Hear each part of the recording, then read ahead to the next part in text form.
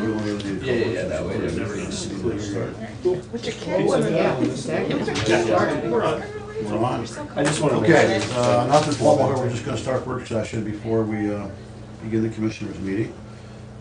Topics for work session are We have EMS and FEDC update. FEDC update, okay. Who I want to bring up one thing about TID too. Oh, sorry, about TID? Yeah. Okay. Renee, Ken? Yeah, I won't take long. Yielding? Okay. This is a real simple thing. Good, we You can- guys got we can the- handle that, man.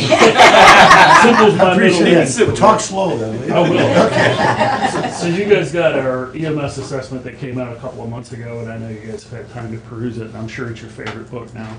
I started with the executive summary and then. And then, basically, it's a real good description and a real good assessment that we didn't have to pay for, being a very important thing.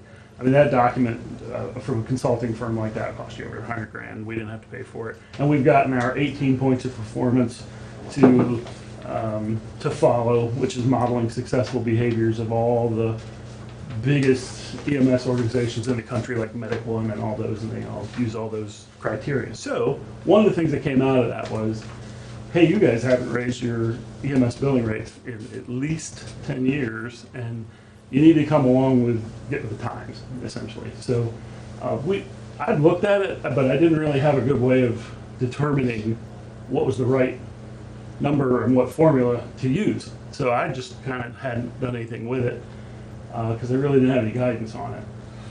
So I reached out to all the neighboring districts, and I know you guys have that documentation, all of the neighboring areas that bill for service.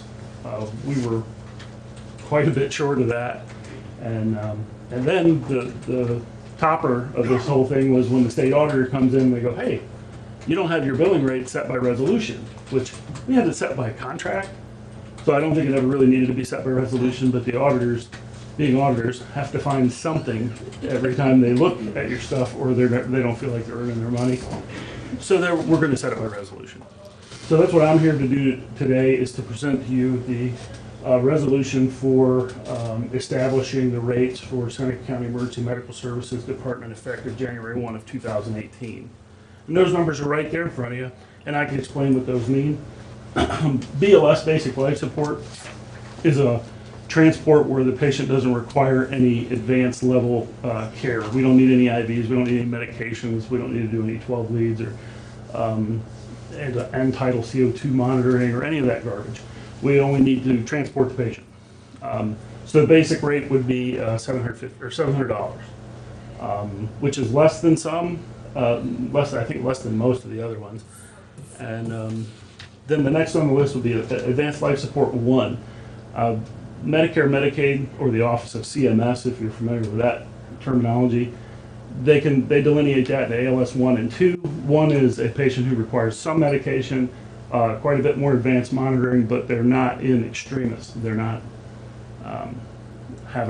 there's little chance of them actually expiring in your presence, but they do need treatment. And then ALS 2 is all the stops are out. We do everything we can possibly do for the patient. And that's why there's a differentiation in billing there. Because one of them we do a little, $1,200 bill we do a lot. That's everything. We throw the whole box in. The other thing is per mileage. We have to have a per mileage rate. That ranges everywhere you go between $12 and $125 a mile. We're going to sit at 15 and go with that. And the specialty care transport is something that we're going to talk about later, probably in strategic planning, when we talk about some of the things we're going to be doing in the future. It's a good idea to get that into our billing schedule now. For an example, this time of year we have some bad weather coming.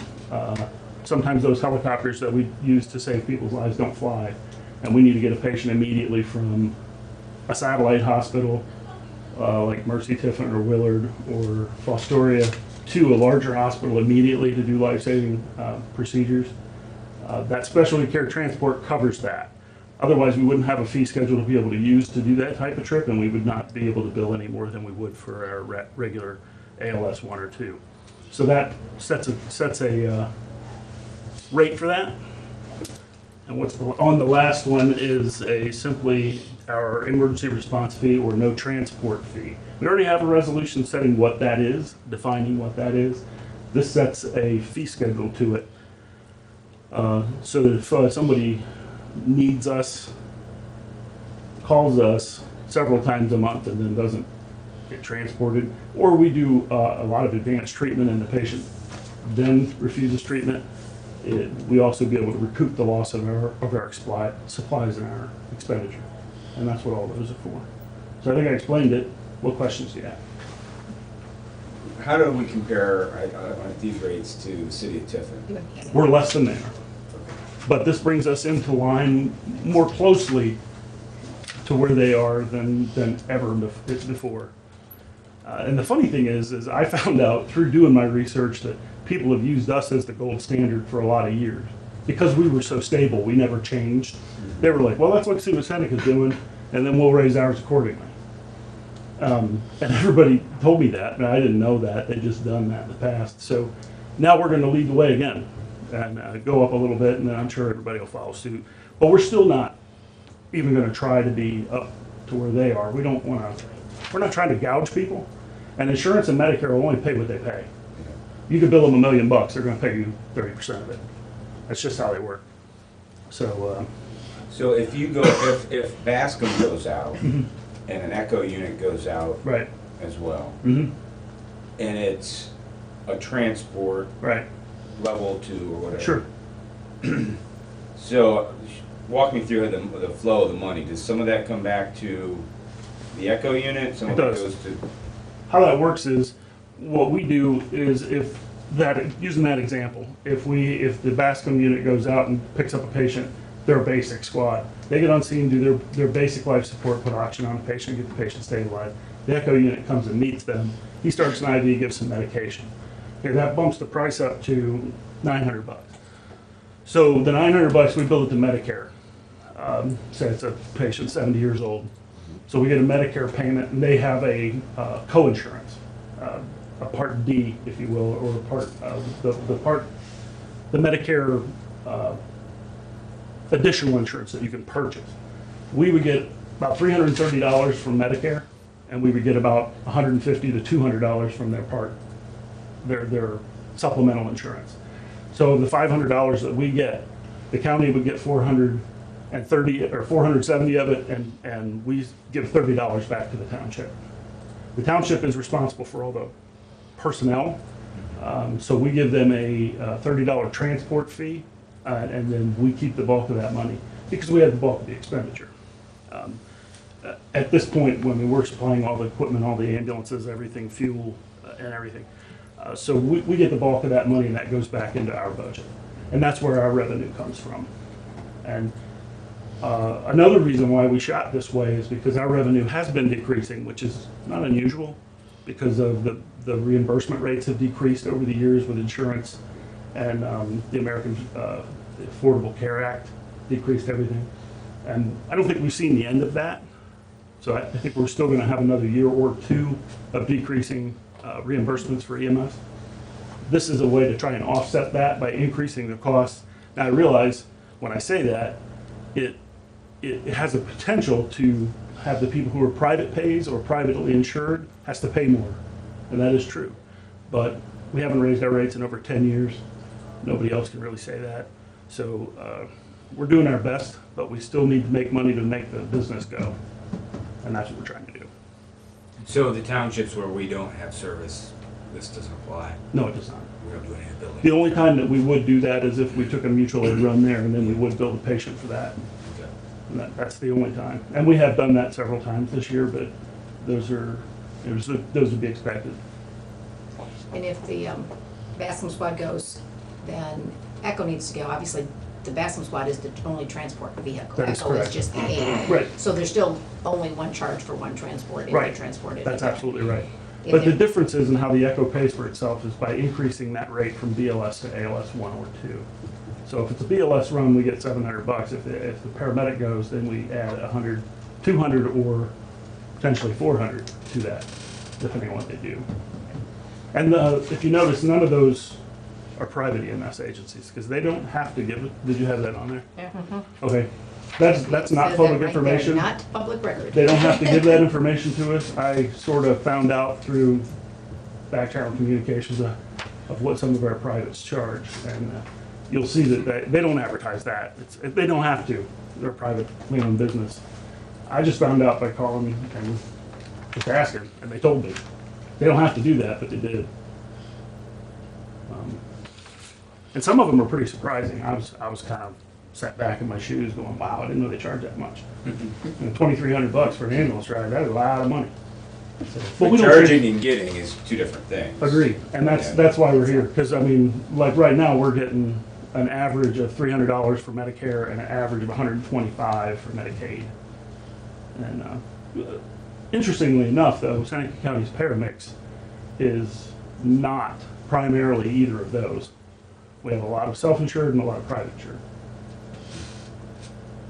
So that goes along with your unemployment rates and things like that. So the numbers that you're seeing that you guys are talking about are factual. I mean, we can prove it through what we see. So we have a resolution for the meeting. For the meeting, or if you guys want some time to think about it, we just wanted to make it I just want to make sure if you guys effective have any questions regarding this, I would be here to answer them.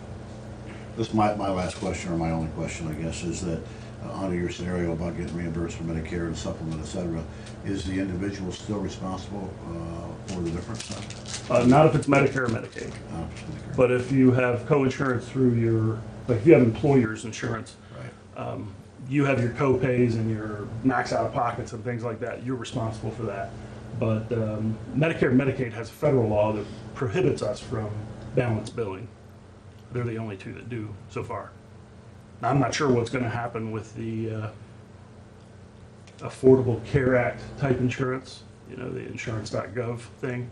We haven't seen any guidance on that yet. It's lagging way behind on what guidance they're providing for folks like us in the field.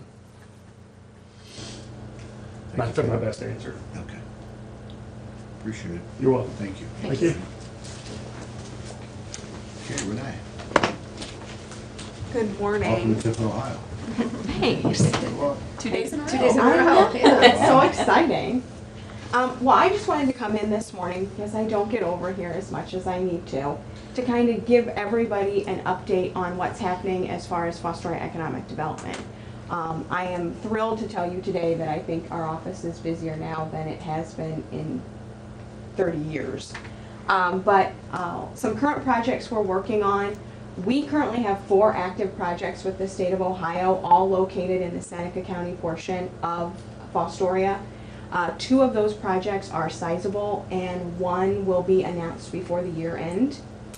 We have an additional 2 projects that the state will be brought in on in the next 6 to 8 weeks. We continue to work on multiple retail and commercial development, as well as a cleanup of an abandoned gas station on County Line, also in the Seneca County portion of Fostoria.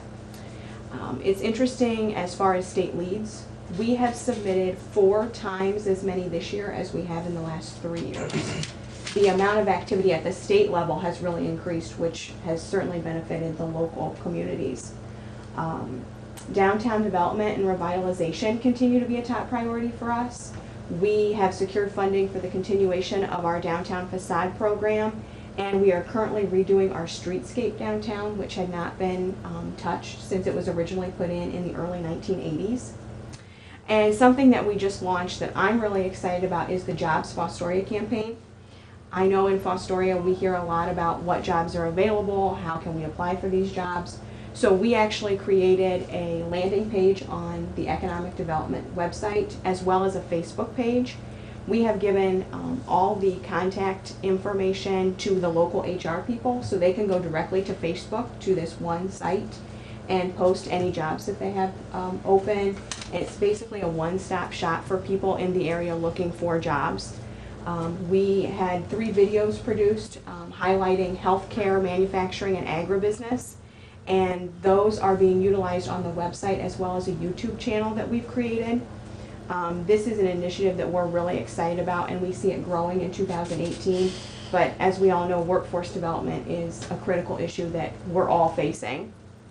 And between now and the year end, I'm also working on 5 additional grants that will be submitted for various projects. In looking back at 2017, I can't quantify everything just yet because we still have about 6 weeks left in the year, and I don't want my board to think I'm slacking off. So some things I can't reveal just yet, but some things that I can quantify. Every year we set membership goals for the organization. We exceeded those goals this year. We brought in 4 new members, and 2 members increased their contributions in 2017. We brought in approximately $623,000 in grant monies through our office last year for projects with some grants still outstanding. We continue to work on quality of life issues with the city and the county. This includes, but is not limited to, the land bank, grant writing, new housing development, workforce development. Our business retention and expansion visits remain a top priority, especially since 80% of our growth will come from existing businesses in the county. We created a community development and tourism position within our office. We filled that position and made our Visitors Bureau in Fostoria its own 501c3 organization. The Fostoria Learning Center, which FEDC has been heavily involved in and continues to be since it is now under our management structure, opened its doors in August. This was a $3.7 million project that created really a state-of-the-art facility. If you've not been over there to see it, I highly encourage you to come over. Currently, we have 6 classes being offered at the facility with another 3 scheduled to begin. This was truly a grassroots effort to address the workforce issues, not just in Fostoria, but in the county. We're seeing interest from companies throughout the county as well as Northwest Ohio, anxious to utilize the facility. Every 2 years, we at FEDC do a workforce survey that we send out to our members, and it helps us with metrics. We did one in July of this year, just to quantify some of the things that came out of that. 439 jobs were created in the last 18 months in Fostoria. 50% of the responding companies are looking at some form of expansion in the next 12 to 18 months, whether it be employment, equipment, or construction. And of course, 58% of those responding said they struggle to find qualified workers. And the average hourly rate in Fostoria at this time is $19.51. Just a good point to note. Looking ahead at 2018, we have basically 5 major goals. Continue to foster economic growth. We're going to continue to work with our state and local partners, and we're actually going to work on targeting specific industries to come to the area. We have certain assets in the county, and there are certain industries that I think and the state think that we should really be targeting to bring here. We're going to continue to revitalize our community. Many aspects to this, but a large one we will be pursuing is the development and implementation of a downtown revitalization district. Invest in people, it's critical. Continue to promote workforce development through the Learning Center and the Jobs Fostoria campaign. Land use and development is a big one for us. We are going to be looking to develop our next industrial park in 2018. We've identified the property that we would like, and we're going to be looking at roads, utilities, and potentially another spec building. And we've identified some different avenues for funding on all of that. And of course, organizational growth. We continue to grow the membership and work to continue to find new ways to engage and interact with our members. I just wanted to come today, provide that update, because the county contributes every year, and we couldn't do what we do without support from our members and investors. So this was really to thank you for your continued support of the organization. Do you have any questions? Do you have a proposed site for the new industrial park, or are you just currently searching? We've narrowed it down to 2. Both are located in Seneca County. We are working out some details on both and trying to finagle the right price for us. So how do you plan on purchasing those pieces of land? We actually have some money that we have that we can put towards it. And then I actually went back when we developed our first industrial park 30 years ago and have done some research on how they funded that. And I've identified some outside funding sources, and we have had some interest from some other parties in helping us develop. I mean, back in the day, we did a consortium of banks that got together and financed whatever the difference was. Well, and there's some grant funding that's available for that kind of stuff as well. So the spec building that you discussed, or at least had a conversation about, what size do you think is the best, the most likely to get filled at this point? 40 to 60,000 square feet, we are hearing is kind of the sweet spot. Okay. And then you put it on enough land that if they need 100,000, they can build that out, Sure. but, yeah. Okay. Nothing else. Thank you and have a happy Thanksgiving. Thank you. You do the same Yes, thing. thank you. Appreciate it. Okay, Transportation Improvement District. Yeah, when and this is just for conversation at this point, but when the Transportation Improvement District was formed, it wasn't really funded by us, it was just kind of formed by us. And so there will be some incidental expenses that occur in the TID, and we'll have to have some mechanism for funding that. And I don't know if there was any conversation at the time it was formed as to, you know, how we're going to fund that, to open a fund, to, you know, cover any miscellaneous expenses that might be incurred. Don't remember us talking about that at all, Well, so. Didn't have that discussion, I know that. How much you talking about? I was gonna say, yeah, what kind of, I think that probably 5,000 to open an account, and then some kind of mechanism for the city of Fostoria, Tiffin, and the engineer to participate, I think makes sense over time. My thought is that maybe we fund it with, 5,000 to open a fund, and, starting next year or in 2020 or something, anytime somebody applies and is successful, they pay a success fee into the fund. That way there's some ongoing money in there. If we have to advertise something, or if we have to get some outside legal counsel,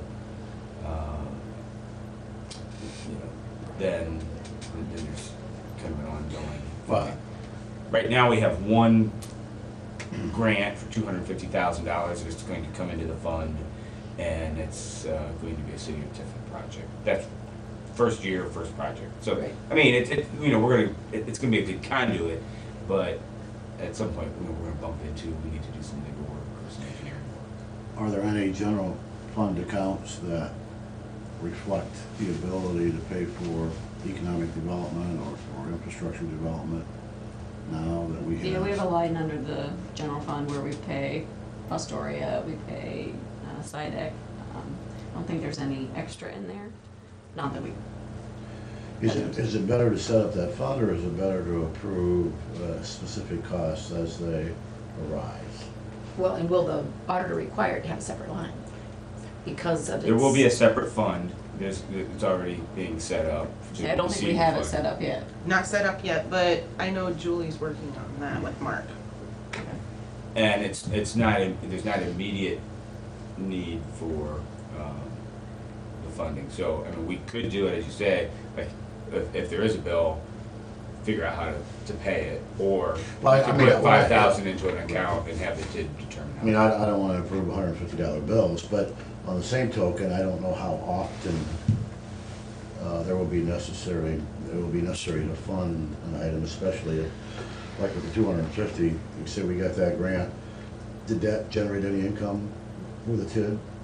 So there wasn't a finder's fee for that or anything like that? No, none of the grant money can be used for any administrative. Okay.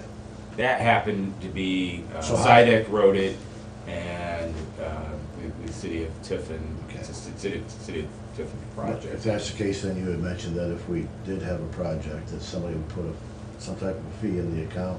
Yeah, I'm thinking like a success fee, Yeah. if you are using the TID and you're successful, maybe you should give something back, $500,000 or something like that. But we couldn't have used that for the city project. We couldn't have had that same thought process. We could have. It wasn't in place. It wasn't in It place. wasn't I in mean, it just, place. it's just. And they kind can't, of they have to after do it out fact. of other money, they can't do it from the grant money. Right. Okay. And that grant money is, because of that, we've got the economic development / ODOT Yeah. avenue that we can apply for money. But the TID really will it apply for money from any other sources other than that ODOT money? Not that I'm aware of. I was gonna say, I'm I mean, thinking it's just it could gonna be be used that. for other purposes. Sure, It could. for evaluation But- and prioritizing and all that, yeah, absolutely. It's a help with cooperative our plan. agency that, Yeah. if we wanted to do something between those different folks. it would And be they're in place. their own taxing authority now, so they can implement fees. They can, because didn't we talk about that? I remember when Jeff Whiter was still here. Yeah. He was a little cautious because they could impose a tax when we had no say. Commissioners have no say. Yeah. But it would seem to me that the scenarios would be very similar when we do the TID. I mean, let's say that we do one ran for the Village Republic. I would think that we would be very hesitant in charging them a success fee, just as we would be the city of Tiffin. I'm trying to consider, I'm trying to think, I mean, would any private industry ever benefit from the TID?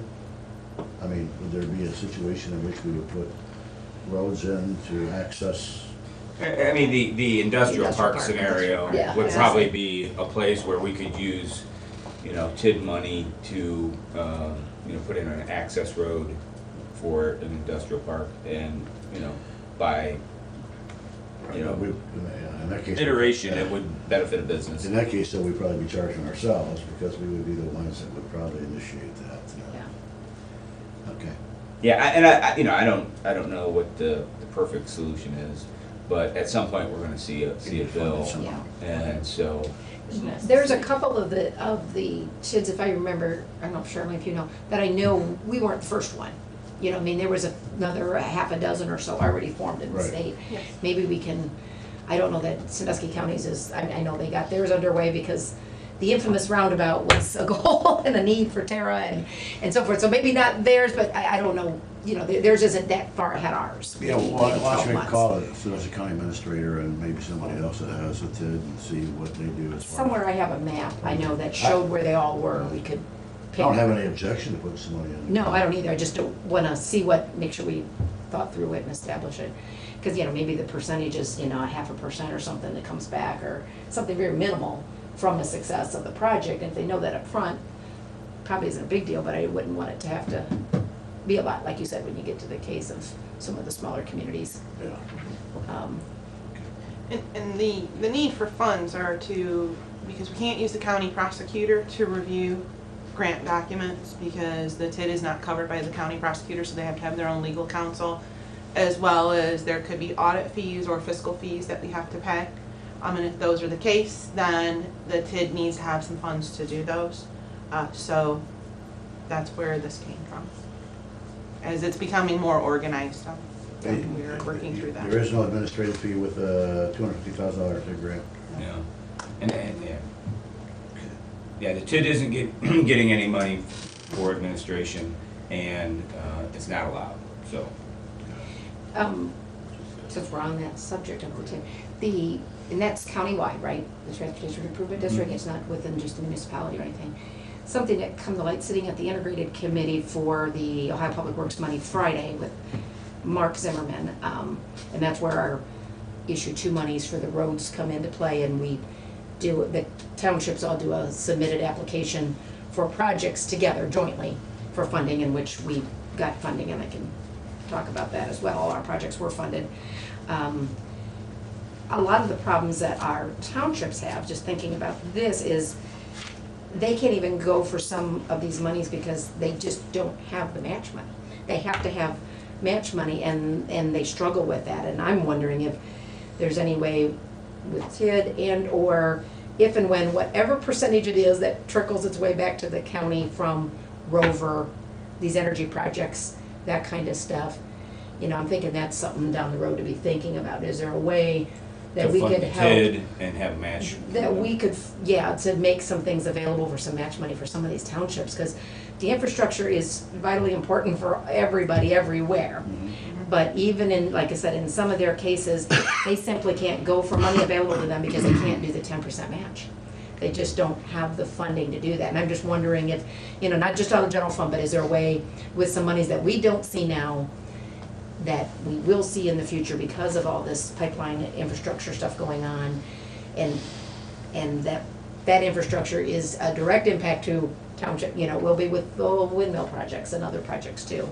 Well, I Something to think about. Yeah, I mean, this is the best possible way, but we have to make sure that we're sophisticated enough to know, for example, when we did the generator, we were gonna put the generator in the Justice Center anyway, and that was our match money for safety grant, right? Yeah. So maybe, my point is, maybe there are some things the townships or the villages are doing that they could consider matching money, whether it's buying new equipment or fixing some roads. Yeah. That if they just keep track of that, to be able to use that as their match. Yeah, and I could ask Mark back even time, I know, but I don't know if it can be that kind of stuff, it has to be direct money in. But- I'm not certain either, but, Yeah. I mean, this was related, so therefore it's a match. Yeah, Maybe something they're doing is related, so therefore it's a match. yeah.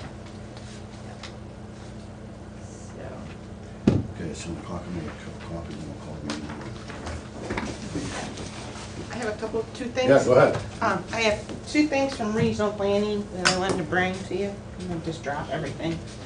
One, next week, regional planning will be relocating to our new office on 71 South Washington Street, which was the old Board of Elections. We'll be moving.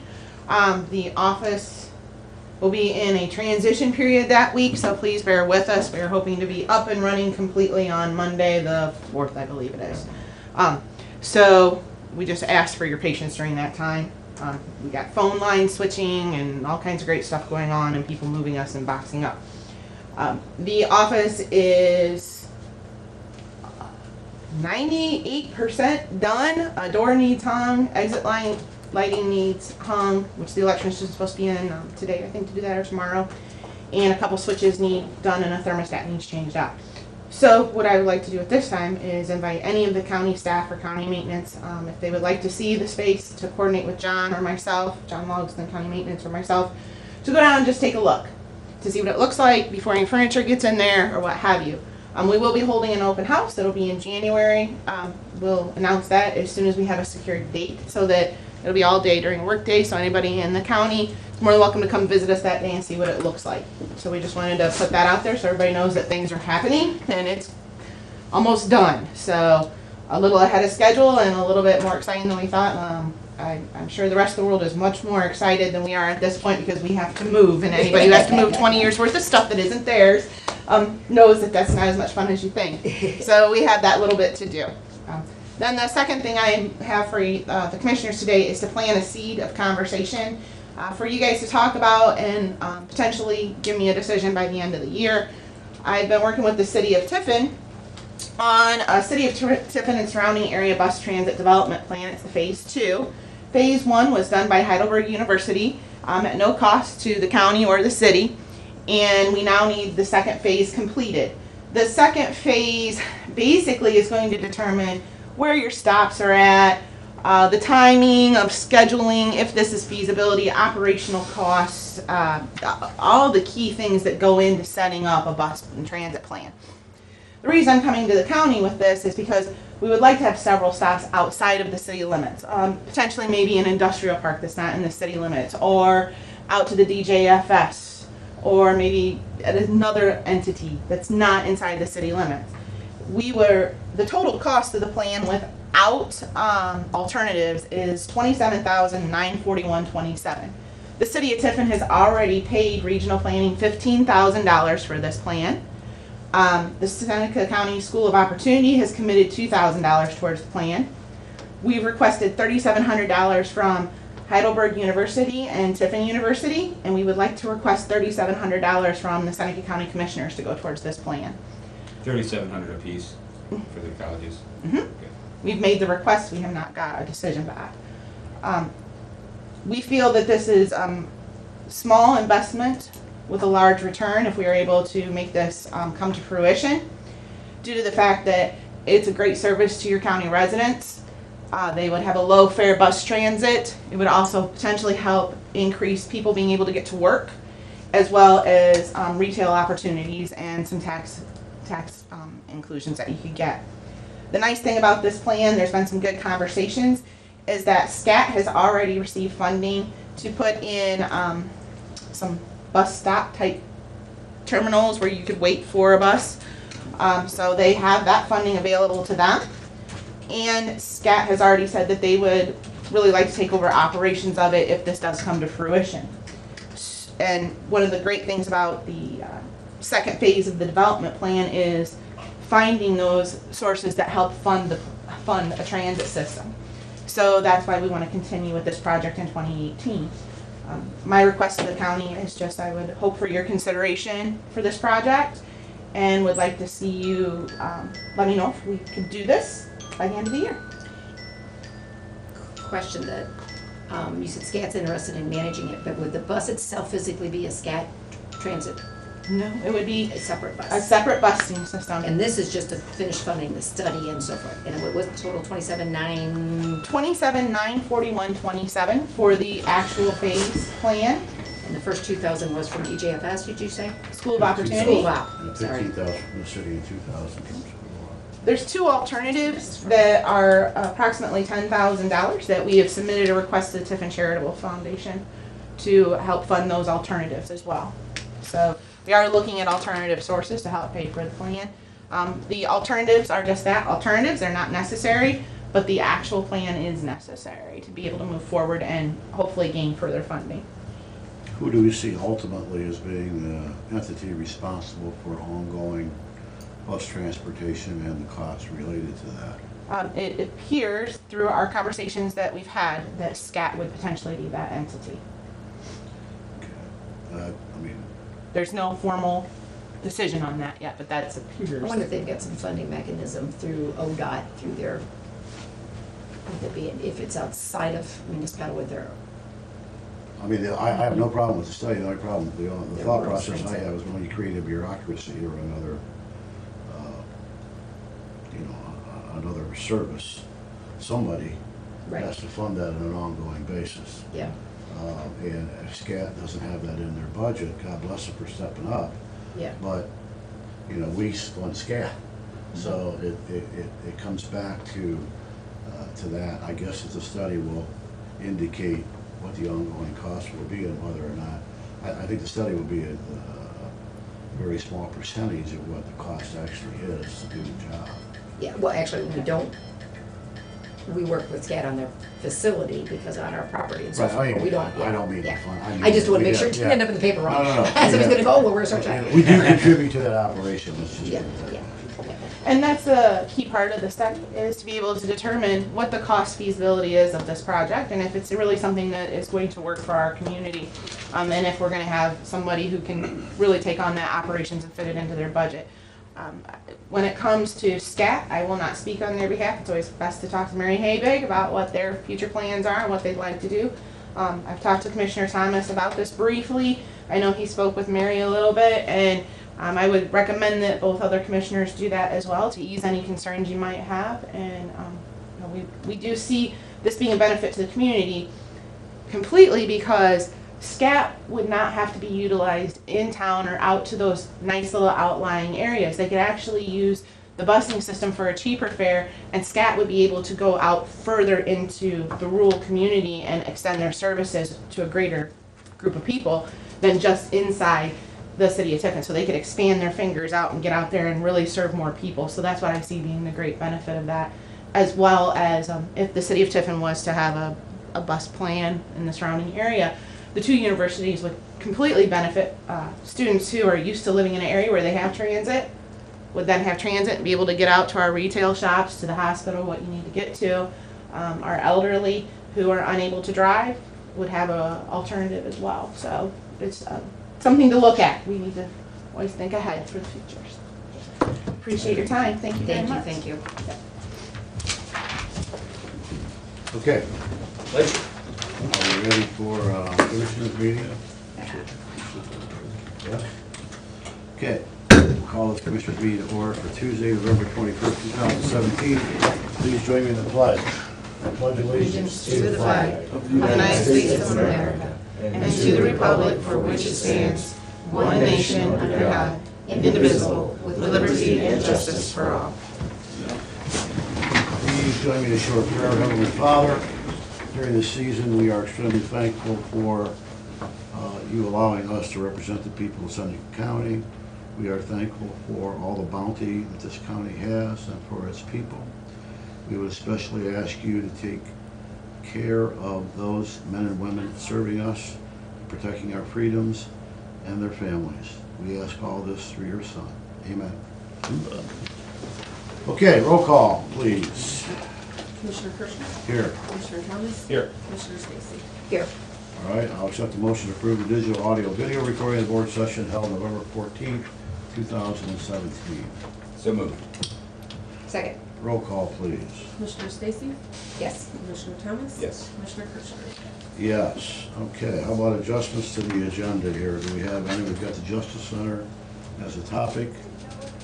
Anything else we need to talk about? I will just give a brief report on that OPWC monies from the meeting Friday, and then a scheduling question on this. Okay. While I'm thinking of it, Commissioner Thomas, December 1st is a tree lighting ceremony. I will be out of town. Commissioner Stacy may have babysitting duties. Will you be available on Friday, December the 1st by chance? Yeah, I believe so. It's late, and like, It's at 5:15. but they wanted one of us available. They said something about a radio interview. Yeah, I mean, I'm sure that it wouldn't hurt if both of you were there, but I digress, but, Yeah, I will check on okay. It's 5:15 at the courthouse, Justice Center lawn. that. 5:15, okay. Yeah. And then the next is, parade. You guys have any interest in that? In which one? Are you out of town that weekend? I am, yeah. Parade's next day. Oh, the parade. Yeah, I wrote back. I said that see I that. can't be in the parade, but I've got some Commissioner Kirchner for Commissioner shirts you guys can wear. I like it. You buy the candy, I'll wear the shirt. That's pretty much that tradition, yeah. Is it a morning parade? I think it's at 10 or 11. Okay, I'll look at that. I hadn't seen that yet. Okay, so you have something for us, Commissioner? Yes, me. Yes, your topic. You, okay. We had the District 16 Integrating Committee. We meet in Mansfield, and this is where we look at the funding that's available to the district. And in doing that, all of our projects, we locally have the eligible entities, municipalities, townships, villages submit their projects. There's a very strict rubric, I guess, grading scale that goes through based on the awards, their points and so forth. And then they shake them all out with all of the counties together. And all of ours were funded. There are 4 of them in total. One is a City of Fostoria project, a phase 4. The grant request was $147,000 plus money. Then there was the Commissioners project, which is the cumulative township road reconstruction projects, and that request was for $466,000. The Seneca County Engineers project, which is a County Road 19 and a County Road 39 project.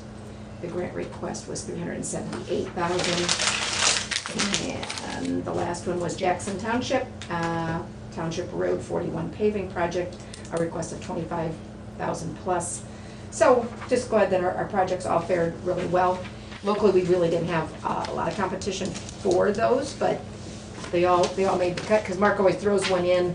He always yields to the townships and villages first on their individual projects, but we only had that, so the 4 go, and so they all did well, they all scored well, and obviously they're getting some funding, so good information. Helps our infrastructure.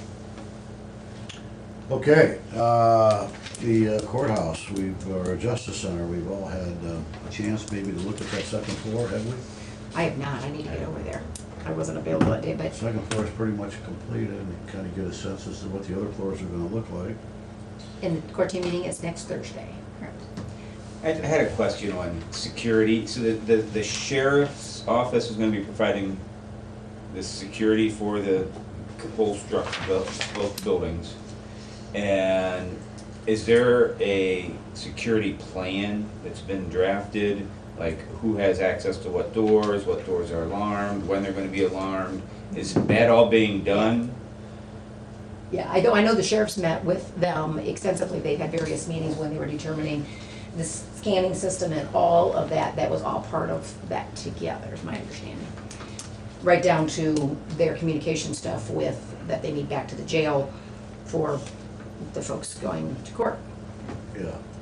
I don't know if there's a complete plan. I know that they've had lots of discussion, Shane. Okay. I think it's been heavily focused on the holding areas for the prisoners and those kind of things in a separate Yeah. elevator. But I don't know specifically that there is a plan about who has entrance rights where, judges, staff, that kind of thing. I don't know the Okay. answer to that, so it's a good question. But it's not our responsibility at this point, we've delegated that to the sheriff? Yes. Yep. Okay, Yep. whatever, he's And I'm comfortable, sure he'll be obviously, glad he's we got can- the Right. trump card, but Right. I just know when we were up in Sandusky County, they're like, everybody comes in the front door, everybody goes through the scanner.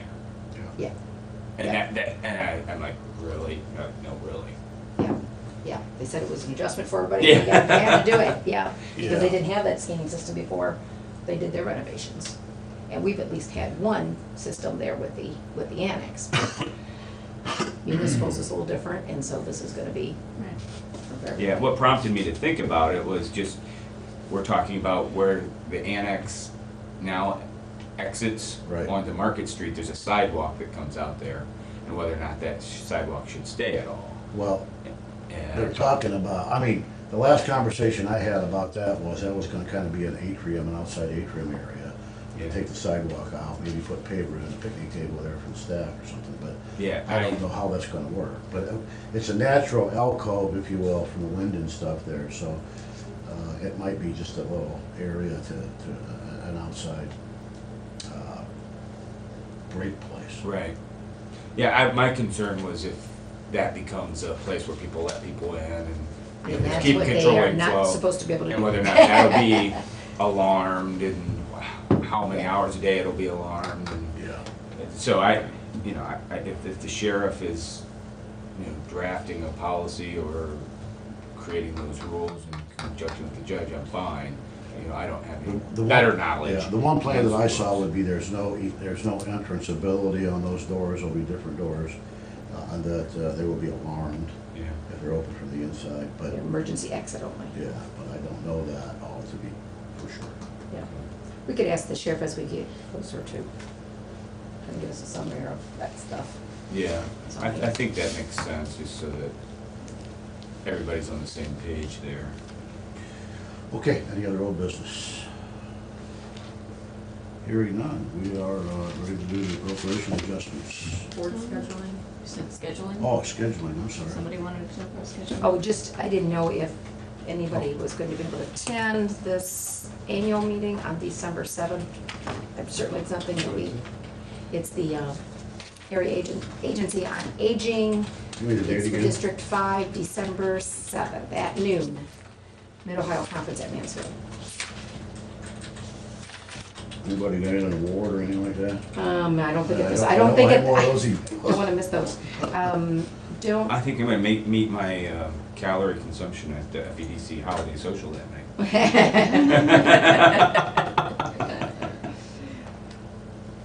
So, I just, because I'm not that we have to know right now, I didn't know if I assumed everybody got the copy of that, but we, Yeah, what's the time again?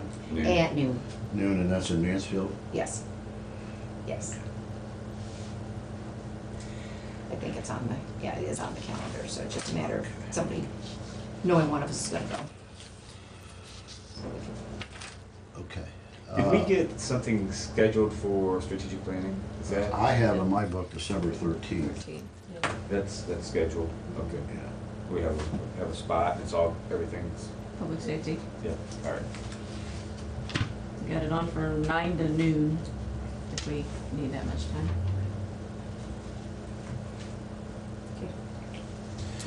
Okay, anything else for old business? Okay, way to go. Okay, I have an appropriation adjustment within the mosquito control grant fund, moving $3,227.60 from supply to contract services. And the supplement to the permanent appropriations to the juvenile probate services fund, putting $1,500 into supplies. We have a resolution establishing the Seneca County's health insurance COBRA rates for calendar year 2018. Once we got our premiums figured out, they calculated, Sedco calculated the COBRA rates for us. I have a resolution authorizing the agreement contracts with Maximus Consulting Services for cost allocation 17, 18, and 19. No change in fees. I have a resolution authorizing the agreement contract with Continental Office. This is for the furniture for the Justice Center. We accepted the bids, but now we got the final contracts.